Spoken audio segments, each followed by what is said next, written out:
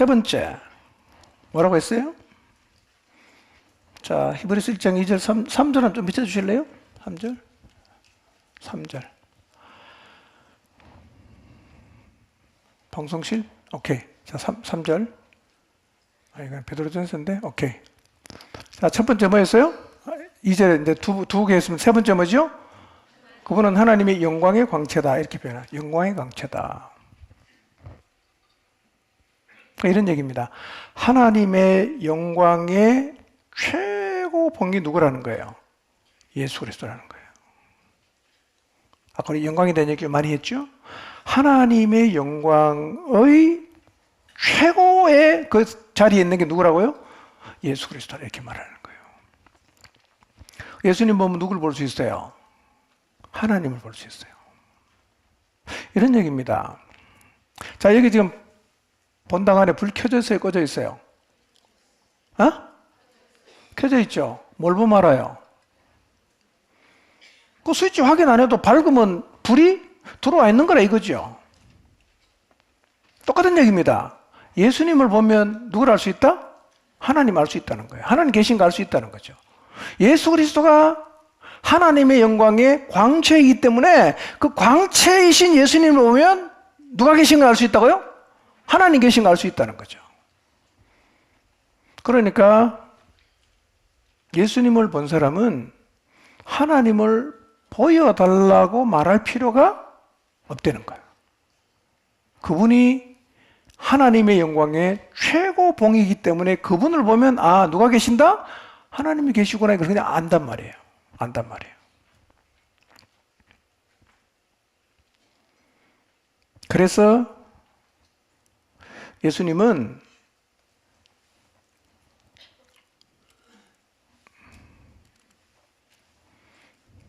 선지자와는 비교할 수 없어요. 선지자와 비교할 수 없어요. 그러니까 뭐 베드로가 정신없는 소리 했잖아요. 주를 위해서, 모세를 위해서, 엘리야를 위해서 하자는데요. 그거 사실은 그렇게 말하면 안 돼요. 예수 그리스도와 선지자는 뭐가 안 된다? 비교가 안 되는 거예요. 비교가 안 되는 거예요. 예. 예수님은 하나님의 영광의 최고봉인데 실제로 하나님의 영광을 드러내시면서 사셨어요. 예. 우리도 하나님의 광채를 드러내며 살아야 합니다. 예수님 보면 하나님 봤어요. 사람들이 우리를 보면 누굴 봐야 돼요? 하나님 봐야 됩니다. 우리를 보면 하나님 봐야 돼요. 그러니까 여러분 믿지 않는 불신자가 있는 집에서, 불신자가 더 많은 학교에서 이런 얘기를 들어야죠. 저 사람 보니까 하나님 있는 것 같다. 하나님 계신 것 같다. 이런 소리 들어야 된다는 거예요. 저 사람 보니까 하나님 계신 것 같다. 이게 영광의 강치를 드러내면서 사는 거예요. 사람들이 예수님 보면 누굴 봤어요? 아, 하나님 계신다 이걸 봤던 것처럼 우리를 보면 똑같이 사람들은 누굴 볼 수 있어야 되냐? 하나님을 볼 수 있어야 된다는 거예요. 하나님을 보여주는 광채 나는 삶을 살아가시기를 바랍니다. 예수님이 어떤 분이냐? 하나님의 영광의 최고봉이에요. 최고봉이에요. 네 번째, 예수님이 어떤 분입니까? 본체의 형상이다. 영광의 광채가 조금 비슷하긴 한데 좀 달라요. 본체는 어떤 뜻이냐면 실체, 본질 이런 뜻이고요. 형상은 헬라말로 카락테르란 말인데요. 완벽하게 새겨진 모양 혹은 본질의 표현 이런 뜻이거든요. 본체 형상이라는 말은 이런 뜻이에요. 예수 그리스도는 하나님의 실체를 완벽하게 나타내시는 분이다. 그런 뜻이에요. 예수 그리스도는 하나님의 실체를 완벽하게 나타내시는 분이다. 그런 뜻이에요. 하나님의 완전한 표현이 누구냐? 예수 그리스도라는 거예요. 선지자는 어떻습니까? 선지자도요, 하나님의 영광을 반사했어요.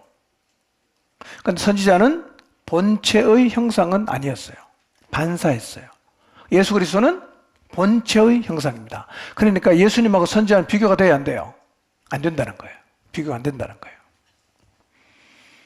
그러니까 아무리 훌륭해도 뭐냐? 선지자는 다 복사본 같은 거예요. 복사본. 예수 그리스도는요? 하나님 그 자체라는 거예요. 자체다. 예. 선지자와는 비교할 수 없는 하나님이다. 이렇게 얘기하고 있어요. 자, 근데 하나님은 자, 예수 그리스도도 본체의 형상이죠. 본체의 형상. 우리는 무슨 형상으로 지원받았죠? 우리도 하나님 형상으로 지원받았어요. 그럼 우리의 삶을 통해서도 뭐가 나와야 됩니까? 본체의 그림이 좀 나와야 된단 말이에요. 본체의 그림이. 만약에 우리의 삶을 통해서 사단의 모습이 자꾸 드러나면 난 뭐가 본체야?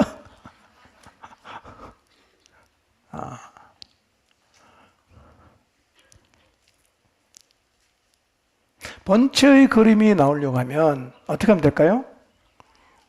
본체의 형상으로 오신 분이 계시잖아. 누굽니까?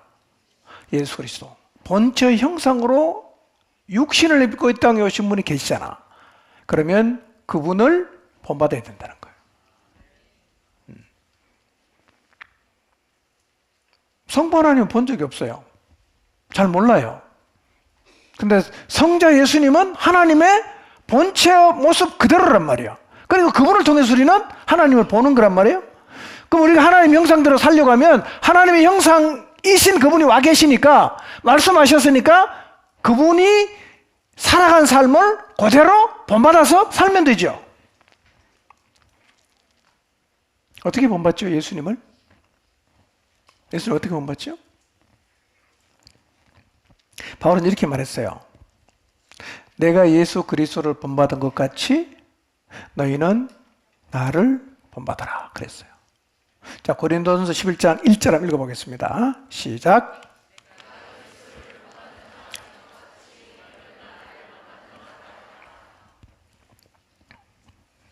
이런 거예요.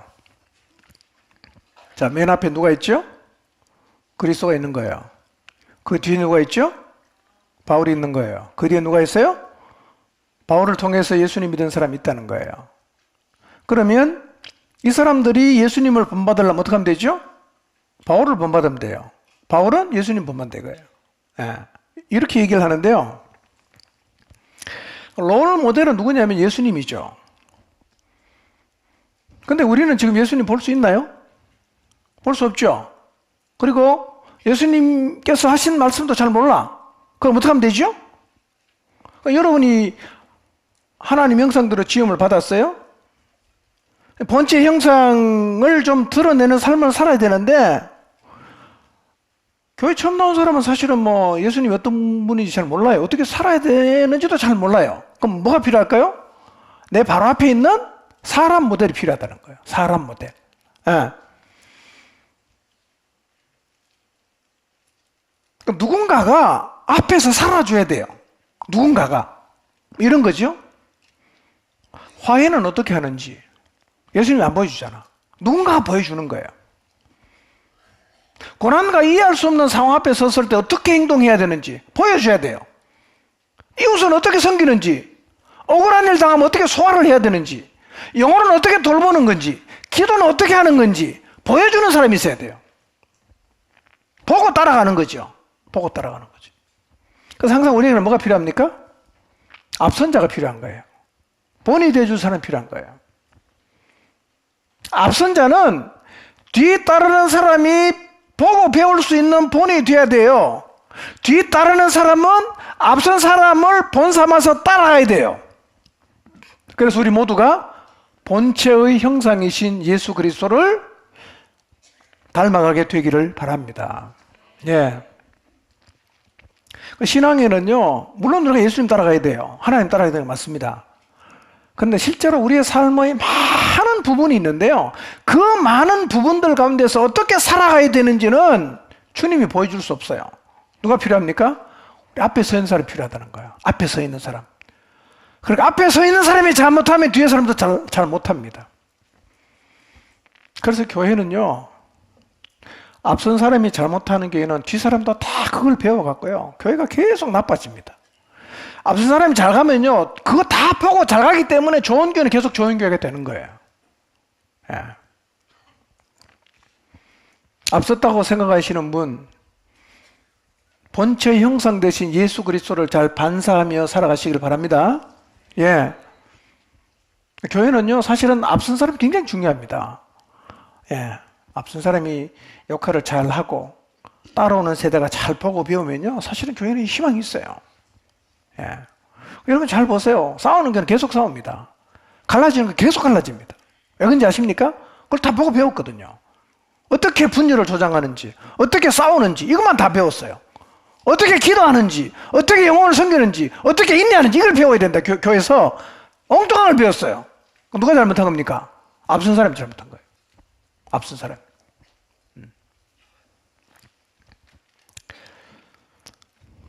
자, 다섯 번째. 3절 다시 보여주세요. 뭐죠? 능력의 말씀으로 만물을 붙드신다. 만물을 붙드신다. 제가 보니까요, 오늘 한 개밖에 못하겠네. 예, 뭐 이처럼 가면 12시에 다 못할 텐데. 하여튼 하겠습니다. 하는 데까지. 화장실 가고 싶죠? 괜찮아요? 예. 우리 몇 시에 시작했어요? 9시 시작했나? 9시 시작했나? 아는 게 없어? 8시 반에 했어요? 와, 그럼 2시간 했네? 우와. 자, 그러면 화장실 좀 갔다 오시기 바랍니다. 잠깐 쉬었다 하겠습니다. 예. 해봐야 되고, 설거지도 해야 되고, 예. 세상이 많이 바뀌었죠? 예. 요즘에는 남자들 애 안고 다니는 걸 보면, 안 어색해요. 너무 그냥 잘 이렇게 안고 다니고 그러는데요. 하여튼 뭐 경연자매 간증을 들어오면서 참 인간의 마음이라는 게요, 정말 잘 변하죠. 예, 얼마나 쉽게 강팍해지고 얼마나 쉽게 무너지고, 예, 그런 건데요.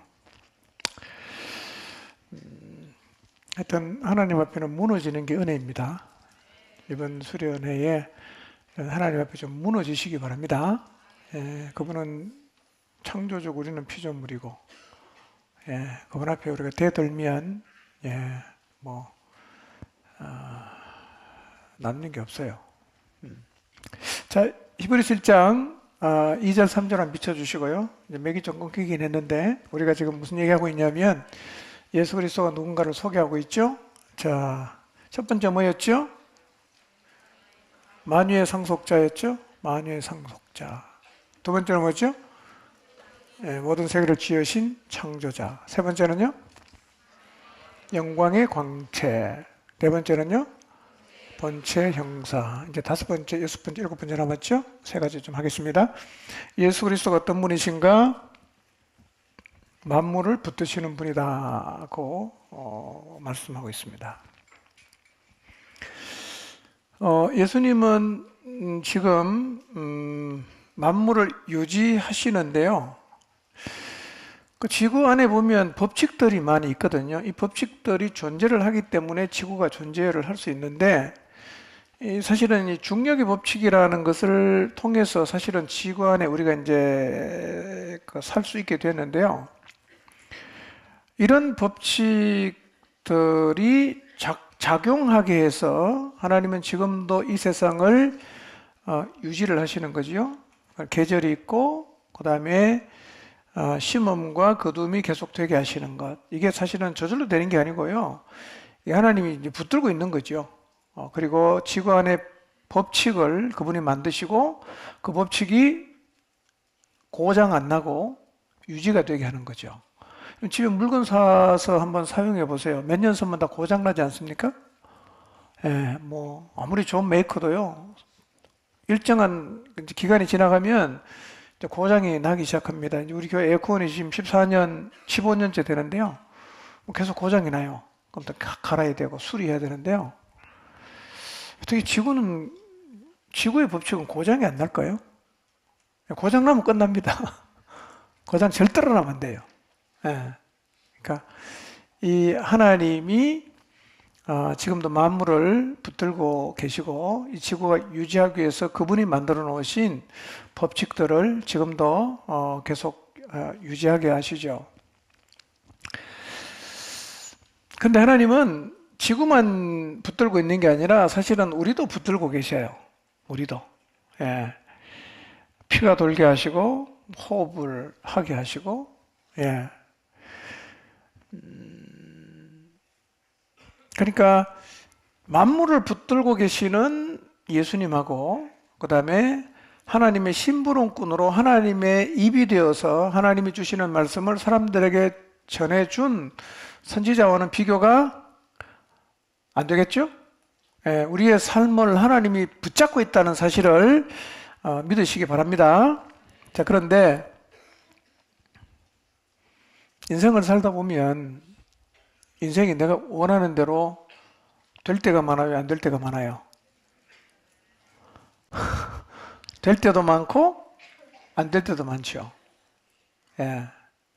저도 지나온 인생을 돌아보면 참 내가 원하는 대로 된 일도 있지만 참 죽으라고 안 되는 일도 있어요.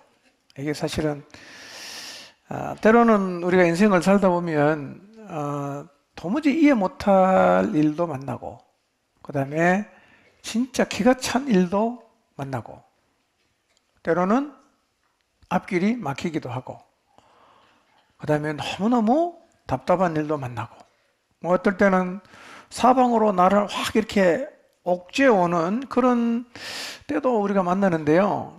우리가 기억해야 될 것은 이때도 주님께서 우리 인생을 붙들고 있다는 거예요. 예. 그래서 어떤 경우에는 내가 할 수 있는 게 하나도 없는 게 있어요. 갖고 있는 게 좀 있어 보이는데 내가 현재 겪고 있는 이 문제는 아무짝에도 쓸모가 없는 그런 때도 있어요. 그때는 어떻게 하면 될까요? 여러분 견디는 것도 굉장히 중요한 거예요. 견디는 것도 엄청난 훈련입니다, 여러분. 아무것도 못할 때는 견뎌야 돼요. 그러면 우리 인생이 계속 그렇게 가지는 않습니다. 하나님이 거기서 나를 끄집어내시기도 하시고 어쨌든 하나님이 우리 인생을 이제 붙들고 계시는데요. 우리가 반항적으로 나가지 않으면 우리 인생은 절대로 튕겨나가지 않습니다. 이거 믿으시기 바랍니다. 우리 인생은 안 튕겨나갑니다. 주님이 붙잡고 있어요. 주님이 우리 인생을 붙잡고 있기 때문에 우리가 하나님 앞에 반항적으로만 나가지 않으면 우리 인생은 절대로 엉뚱한 방향으로 안 갑니다. 누가 붙들고 있으니까요? 주님이 붙들고 있어요. 이 사실을 믿으시기 바랍니다. 예수님이 딱 붙잡고 있기 때문에요. 여러분이 반항적으로 그냥 스스로 뛰쳐나가면 그건 어쩔 수 없어요. 하나님 우리에게 자유를 줬지 않습니까? 자유. 여러분 에덴 동산에서 선악과 만들어 놨잖아요. 그건 뭐예요? 먹을 자유도 있고 안 먹을 자유도 있어요. 여러분이 하나님 말씀을 들을 자유도 있고 안 들을 자유도 있어요. 하나님 그렇게 하셨어요. 그러니까 여러분의 인생 가운데 힘들고 어려운 일이 찾아오지만 꼭 기억하십시오. 주님이 붙잡고 있기 때문에 여러분이 뿌리치고 뛰쳐나가지만 않으면 절대로 가던 길에서 튕겨나가지도 않고 여러분의 인생이 엉뚱하게 결론 지어지는 일은 없습니다. 왜냐하면 그분이 붙들고 있기 때문입니다. 뭘로 붙들죠? 말씀으로 붙들어요. 3절에 그랬죠? 그의 능력의 말씀으로 만물을 붙드신다. 능력의 말씀으로 만물을 붙드신다. 하나님이 우리 인생 어떻게 붙드느냐? 그러니까 결국 이거예요. 하나님의 말씀을 붙들면 우리 인생은 붙들립니다. 그래서 성경은 뭐냐면요. 성경 말씀은 하나님이 우리 인생을 어떻게 붙드시는가에 대한 설명책과 같은 거예요. 이렇게 하면 붙드신다. 이렇게 하면 붙드신다. 성경은 하나님이 우리 인생을 어떻게 붙드시는지를 가르쳐주는 책이란 말이에요. 그러니까 여러분 하나님이 우리 인생을 붙들고 온 세상을 붙들고 계신다는 사실을 날마다 말씀 속에서 확인하시고 현실이 어떠하든지 간에 붙드시는 주님 때문에 안심하고 살아가시기를 바랍니다. 안심하십시오. 안심하십시오. 예. 자, 여섯 번째는 뭐죠? 여섯 번째? 예, 죄를 정결케 하는 일을 한다 그랬어요. 여러분, 우리가 하나님을 향해서 이런 기대를 갖고 있죠. 뭐냐면, 하나님, 제가 예수님을 잘 믿을 테니까 제 인생을 누가 봐도 탐복할 정도로 멋지게 이끌어 주셨으면 좋겠다는 바람을 갖고 있죠. 예. 누가 봐도 야, 예수님 믿어가 저 사람 진짜 잘 되네, 복 받았네. 예. 이렇게 우리의 삶을 이끌어 줬으면 하는 바람을 갖고 있어요. 근데 우리 삶이 좀 힘들어지면 우리의 이제 기대 수준이 조금 떨어집니다. 왜냐하면 하나님, 거기까지는 제가 안 바라겠습니다. 다만 사람들이 혀를 찰 정도로 찌그러지지 않고 있는지 없는지 모르는 중간쯤이라도 좀 가게 해주셨으면 좋겠습니다. 이런 마음이 있는 거예요. 야, 너 예수님 믿는다더니 왜 그래? 이렇게 혀를 껄껄 차는 정도라도 좀 안 가고 그냥 중간이라도 좀 가게 주셨으면 좋겠습니다. 그런 이제 기대를 가질 때도 있는데, 근데 하나님 우리가 바라는 대로 해주시나요? 예. 우리는 항상 우리가 언제 실망하고 낙심하느냐면 내가 중심에 있으면 항상 실망합니다. 하나님을 중심에 둬야 나를 보고 하나님이 중심에 와야 내 삶이 해석이 되는데, 내가 딱 중심에 앉아 있으면 내가 원하는 대로 안 되면 뭐 하나님이고 뭐고 마음에 안 들면 다 그냥 버릴 수 있고 뭐 비난할 수 있고 욕할 수 있는데요. 우리 인생을 하나님이 우리가 원하는 대로 잘 인도하시지 않는다는 생각을 할 때가 있어요. 어떨 때는 진짜 너무 폼이 안 나게 내 인생을 인도해 주실 때도 있죠. 진짜 누구 앞에 가도 창피하고 진짜 폼이 안 나. 어떨 때는 기가 막히는 길로, 기가 막히기 좋다는 게 아니라 이 기가 넘어갈 정도 너무 황당한 일을 하나님이 겪게도 하세요. 어떨 때는 가슴이 답답한 일, 야, 이걸 도대체 어떻게 해야 되나? 예? 이런 상황 앞에 나를 끌고 가기도 하는데요. 도대체 하나님이 우리한테 왜 이러시는 겁니까? 아니, 나한테 왜 이러시는 거예요? 그런 생각 안 드세요? 아니, 하나님 저한테 왜 이러십니까? 제가 그래도 제대로 살려고 했는데 도대체 나한테 왜 이러시는 겁니까? 이렇게 하나님 앞에 반문해 보신 적 있죠? 내 인생 너무 찌그러뜨리지 마세요, 하나님. 어디 가서 고개도 못 들겠습니다. 이렇게 하나님 앞에 우리가 사실은 너무 아파하면서 절구할 때가 있어요. 왜 하나님 우리 인생을 이렇게 끌고 가실까요? 여러분, 이렇게 삶의 막다른 골목처럼 느껴지는 곳, 너무너무 힘들고 어렵고 내 힘으로 어떤 노력을 내도 풀리지 않는 자리로 왜 하나님이 우리를 끌고 가시냐? 여러분, 이때는요, 잘 보세요. 하나님이 어딘가로 계속 밀어넣습니다. 밀어넣어요. 다루시는 건데요. 어디로 밀어넣을까요? 우리의 인생이 너무 폼이 안 나고 너무 기가 막히고 너무 답답하고 이해할 수 없고 설명도 할 수 없고 너무 그냥 사람들 앞에 내 사는 모습을 말하는 것도 부끄럽고 창피하고 왜 하나님이 예수님 믿는 내 인생을 그리로 데리고 가냐 이거예요. 여러분, 만약에 여러분이 지금 그런 자리에 서 계신다면 기억하십시오. 그때 하나님은 나를 어딘가로 밀어넣어요. 왜 이런지 아십니까? 십자가예요. 십자가로 밀어넣는 거예요. 그 힘겨움과 이해 못하는 상황의 목적지가 어디냐? 십자가라는 거예요. 그게 죄를 정결케 한다는 말의 의미입니다. 그 자리 가서 하나님은 나의 교만을 깨뜨리시고 하나님은 그 자리에서 나의 믿음 없음을 깨뜨리시고 다루시는 거예요. 그 자리에 가면 우리가 정결케 돼요. 그 자리에 가면 우리가 깨진단 말이에요. 십자가 앞에 가면 바닥이 드러나죠. 아, 그 앞에 가보니까 내가 얼마나 더럽고 추악하고 얼마나 이기적이고 얼마나 악한 사람인가 보게 하시고 진심으로 하나님 앞에 회개하게 만드는 거예요. 교만을 꺾어요. 무릎을 딱 꿇어요. 그 십자가 앞에서 우리는 고백합니다. 하나님, 저는 진짜 아무것도 할 수 없습니다. 저는 진짜 하나님이 필요합니다. 절규하면서 고백하는 거예요. 하나님, 저는 하나님이 도와주지 않으면 한 걸음도 뗄 수 없는 존재라는 사실을 지금에서 깨닫습니다. 여러분, 하나님은 우리를 정결케 하기 위해서 주어진 내 힘으로 풀 수 없는 상황을 통해서 어디로 밀어넣냐? 십자가로 밀어넣어요. 십자가로 밀어넣습니다. 우리는 사실은 그 자리에 가야 진정한 회개를 합니다. 우리는 그 자리를 가야 내 악함을 봐요. 우리는 그 자리에 가야 내 교만함을 봐요. 우리는 그 자리에 가야 내가 얼마나 이기심으로 똘똘 뭉쳐진 존재인가를 본다는 거예요.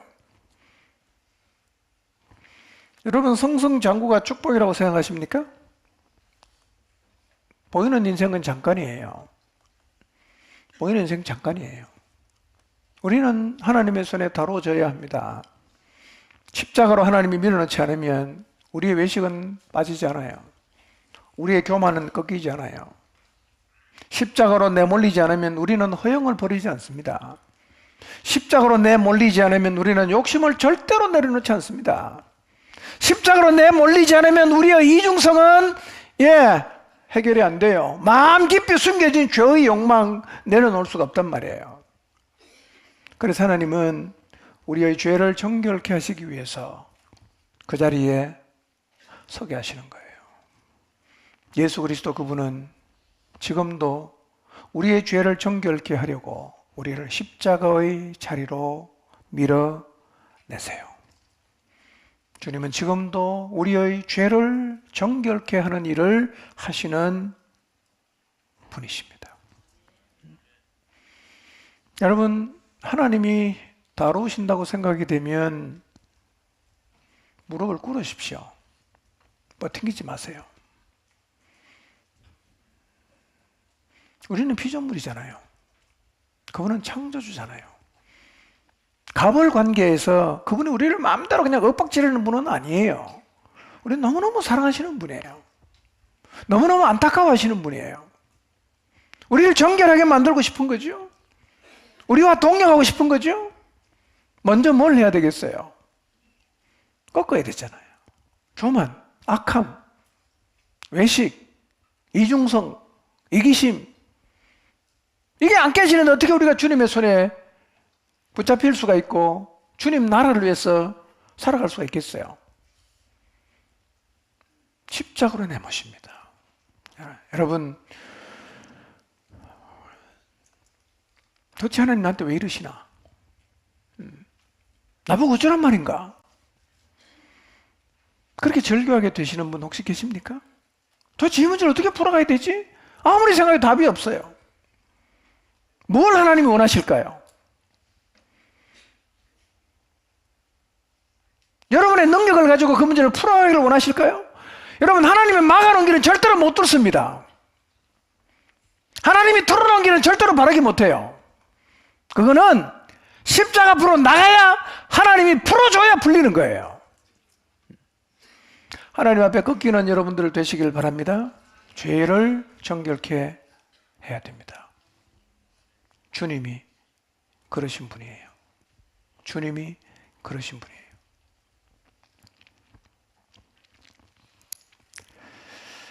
일곱 번째, 그분은 뭐 하셨어요? 높은 곳에 계신 지극히 크신 이의 우편에 앉으셨다, 이렇게 말씀하셨어요. 높은 곳에 계신 지극히 크신 하나님의 우편에 앉으셨다 이렇게 말씀하셨어요. 우편에 앉으셨다는 게 무슨 의미일까요? 고대 시대의 군사 문화를 이해할 필요가 있는데요. 당시에는 전쟁에 나가서 모든 걸 무찌르고 승리한 장군이 돌아오면 왕이 환영을 해줘요. 그리고 승리한 그 장수를 왕의 우편에 앉혀요. 그러니까 왕의 우편에 앉았다는 말은 어떤 의미입니까? 승리자라는 말이에요. 승리자다. 최종적 승리자다. 그런 뜻이에요. 예수님은 십자가에서 모욕을 당하시고 희롱을 당하시고 부끄러움을 당하시고 치욕을 당하시고 죽으셨어요. 그러나 그분은 부활을 통해서 승리를 거두셨습니다. 지금은 승리자로 하나님 우편에 앉아 계십니다. 좌정에 있다. 통치를 하고 있다. 그런 의미입니다. 그분은 승리자이십니다. 그분은 고난의 길을 걸었지만 그분은 승리하셨어요. 그분은 온 세상을 다스리고 있습니다. 우리는 패배하지 않습니다. 왜냐하면 승리하신 그분이 우리의 주님이시기 때문에. 승리하신 그분이 우리의 인생을 붙들고 있기 때문입니다. 우리도 승리해야 합니다. 승리의 방식이 뭔지 아세요? 십자가입니다. 하나님은 우리가 십자가로 승리하기를 원하세요. 여러분, 교회에서는 그냥 힘 가지고 권력 가지고 돈 가지고 막 그냥 이렇게 휘둘러 갖고 승리하는 곳이 아니에요. 교회는 그런 곳이 아니에요. 교회는 뭘로 승리하는 곳입니까? 십자가로 승리하는 곳이에요. 우리가 세상을 살면서 어떻게 승리합니까? 힘으로 이기고 속여서 이기고 거짓으로 이기고 불의한 방법으로 이기는 거는 이기는 게 아니에요. 그것은 그리스도인이 추구하는 승리가 아니란 말이에요. 우리는 이겨야 합니다. 어떻게 이깁니까? 십자가로 이기는 겁니다. 죽음으로 이기는 것입니다. 하나님이 살리심으로 이기는 것입니다.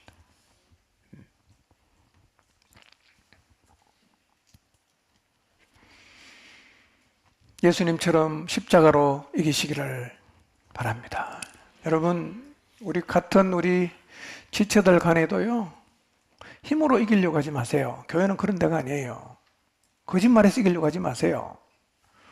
여러분, 거짓말하는 하나님 정말 싫어하십니다. 불의한 방법으로 이기려고 하지 마세요. 뭘로 이겨야 된다고요? 십자가로 이겨야 됩니다. 십자가로 이기면 여기 있는 모든 분이 승리해도 교회는 아무런 문제가 없습니다. 그러나 힘으로 거짓으로 권력으로 갑을 관계를 통해서 이기려고 하면 교회는 세상하고 똑같아집니다. 교회는 이겨야 됩니다. 뭘로 이긴다고요? 십자가로 이기는 거예요. 그분 앞에 무릎을 꿇고 그분 앞에 기도하고 그분에게 순종하고 그렇게 이기는 거예요. 4절 같이 한번 보겠습니다. 4절 읽읍시다. 시작.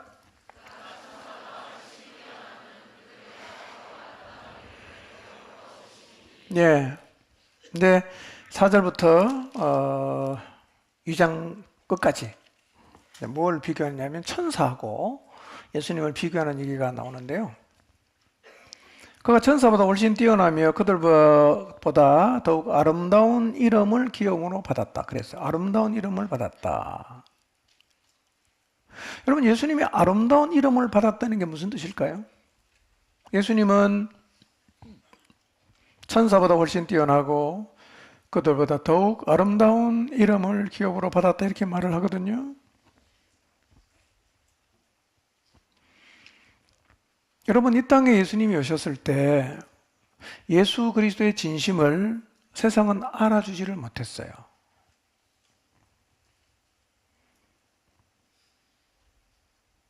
그러나 세상이 어떻게 대하든 간에 예수님이 어떻게 사셨어요? 하나님 아버지와 깊이 교제했어요. 세상이 뭐라고 하든 그리고 하나님 말씀에 순종하며 살았어요. 예수님은 하나님과 깊은 교제를 통해서 하나님이 이끄시는데 순종하셨어요.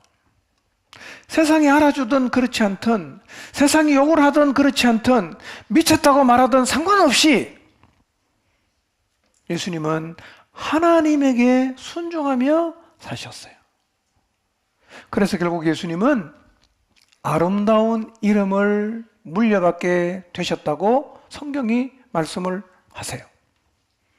여러분, 우리도 이 땅에 사는 동안 예수님처럼 아름다운 이름을 물려받는 삶을 살아야 됩니다. 어떻게 살면 될까요? 예수님처럼 살면 되죠. 여러분, 아름다운 이름을 물려받기를 원한다면 이렇게 사세요.